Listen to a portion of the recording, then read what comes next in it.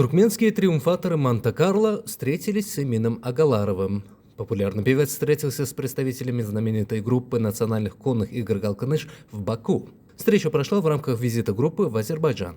Агаларов пообщался с наездниками и ознакомился с условиями содержания прославленных ахалтекинских скакунов.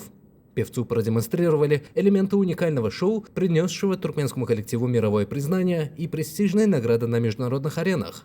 Эмин Агаларов выразил искреннее восхищение мастерством джигитов и грацией небесных коней, отметив важность сохранения столь самобытных культурных традиций. Напомним, в марте месяце артисты Галканыш совместно с коллегами из Государственного цирка Туркменистана и конного цирка имени Героглы представили масштабную программу в бакинском комплексе Circus Sea Breeze. Зрители увидели захватывающую джигитовку и сложнейшие акробатические номера на ахалтекинцах. Помимо конных номеров, в программу вошли постановки различных цирковых жанров, продемонстрировавшие высокий уровень подготовки всей группы.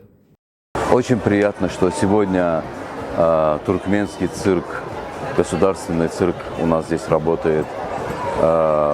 Мы гордимся, что на сегодняшний день группу «Галканыш» мы смогли пригласить в Азербайджан и показать вот это большое искусство всему Азербайджану.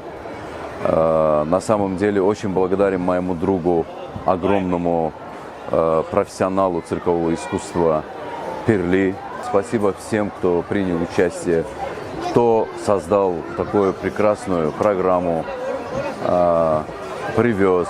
И мы показали это нашему зрителю на высшем уровне. Спасибо нашим главнокомандующим, нашим президентам Сердар Бирли Мухаммедову, Ильхаму Алиеву за то, что на сегодняшний день такие братские страны делают великолепные представления и показывают им, что на самом деле цирк – это мир, дружба и взаимопонимание.